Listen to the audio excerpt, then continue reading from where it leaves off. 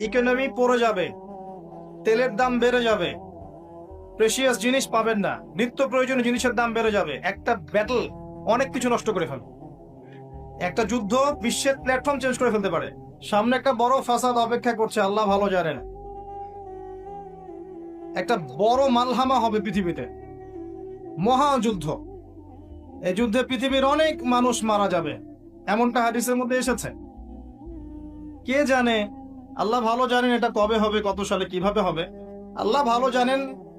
এমন হতেও পারে এটাই সেই পারমাণবিক যুদ্ধের সূচনা, আল্লাহু আলাম।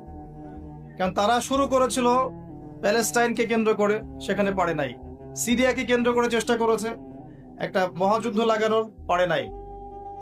সিরিয়াকে কেন্দ্র করে প্রায় হয়েই গিয়েছিল, এখানে অনেকগুলো দেশ ইনভলভ হয়ে গিয়েছিল, কিন্তু নিউক্লিয়ার যুদ্ধ পর্যন্ত যায়নি। কিছু মানুষ চাচ্ছে, একটা সভ্যতা চাচ্ছে যে পৃথিবীতে একটা মহাযুদ্ধ ঘটুক, এর ফলে পৃথিবীর ম্যাক্সিমাম মানুষ যেন মারা যায়, পরাশক্তিগুলো দমন হয়ে যায়, সে নতুন করে রাইজ করবে, সেই অপেক্ষায় বসে আছে। প্রথম বিশ্বযুদ্ধের পরে একটা কান্ট্রি বিশ্বের রুলিং স্টেট হয়েছে, দ্বিতীয় বিশ্বযুদ্ধের পর আরেকটা কান্ট্রি বিশ্বের রুলিং স্টেট হয়েছে। এখন অন্য কোন রাষ্ট্রকে যদি পৃথিবীর শাসন রাষ্ট্র হিসেবে আত্মপ্রকাশ করতে হয়, তাহলে বিশ্বে আরেকটা বড় যুদ্ধের দরকার আছে। জ্ঞানী মানুষ ইশারা বুঝবেন, তারা এই চেষ্টাই করছে। এভাবে বিশ্বের পরাশক্তিগুলোকে তারা লড়িয়ে দেওয়ার চেষ্টা করছে, এবং পিছন থেকে তারা দাবার গুটি চালছে, তারা সামনে আসবে না। এগুলো তারা বুঝবে যাদের দু চোখ আছে, খিদর আলাইহিস সালামের মতো।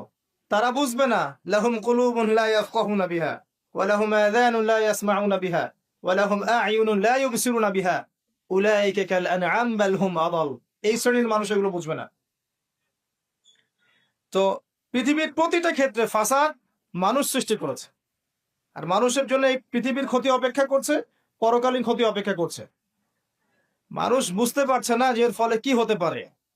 মেডিসিন বন্ধ হয়ে যেতে পারে, পরিবেশের মধ্যে অক্সিজেনের লেভেল কমে যাবে, ফ্রেশ বাতাস পাবে না মানুষ, ফ্রেশ খাবার পাবে না, ইকোনমি পড়ে যাবে, তেলের দাম বেড়ে যাবে, প্রেশিয়াস জিনিস পাবেন না, নিত্য প্রয়োজনীয় জিনিসের দাম বেড়ে যাবে। একটা ব্যাটল অনেক কিছু নষ্ট করে ফেলবে। একটা যুদ্ধ বিশ্বের প্ল্যাটফর্ম চেঞ্জ করে ফেলতে পারে। আর যদি সেটা কোনো নিউক্লিয়ার যুদ্ধ হয়, তাহলে তো কথাই নাই, যেখানে বোম একটা পড়বে, শেষ, ম্যাসাকার। আর এখনকার নিউক্লিয়ার ওয়েপেন্স গুলো ওই জাপানের হিরোশিমা নাগাসাকির মতো নয়, এখনকার গুলো আরো অনেক শক্তিশালী। একটা বোমা একটা রাষ্ট্রকে উড়িয়ে দেওয়ার জন্য যথেষ্ট, মানুষ কঙ্কাল ছাই হয়ে যাবে, কিচ্ছু করতে পারবে না। আর যেসব রাষ্ট্রের এই ক্ষেপণাস্ত্র প্রতিরক্ষা ব্যবস্থা নাই, তাদের অবস্থা তো আরো অবস্থা খারাপ। কথা বুঝতে পারছেন না? ক্ষেপণাস্ত্র প্রতিরক্ষা ব্যবস্থা থাকে, কেউ যদি মিসাইল ছোড়ে সেটাকে আকাশেই ধ্বংস করা যায়।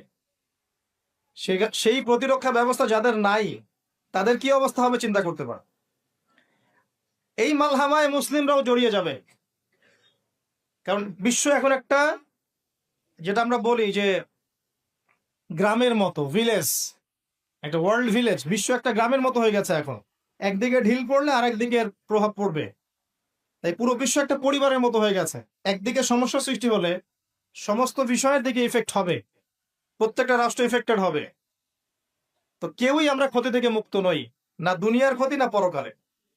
আর পরকালের ক্ষতি তো আপনারা আমার চেয়ে ভালো জানেন, মানুষের জন্য অপেক্ষা করছে পরকালের সওয়াল জবাব, কবরের আযাব, মিজান, পুলসিরাত, জান্নাত, জাহান্নাম। ইন্নাল ইনসানা লাফি খুসর। তারপরেও মনে হয় আমাদের চালচলন দেখলে যে ক্ষতি আমাদেরকে স্পর্শ করবে না।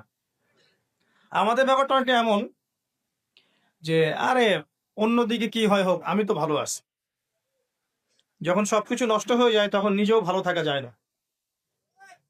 থাকা যায়? যখন সবকিছু নষ্ট হয়ে যায় তখন নিজেও আর ভালো থাকা যায় না। তো আমাদের ভাগ্যেও ক্ষতি অপেক্ষা করছে, এটা সময়ের ব্যাপার মাত্র। এখনো যদি আমরা সচেতন না হই, নিজেদের ফিউচারের চিন্তা না করি, নিজেদের আমল, আকীদা, পরিবার, রিজিক এগুলোকে না গুছিয়ে নেই, তাহলে সমস্যা আছে। আমরা কি সমস্যায় পড়তে চাই?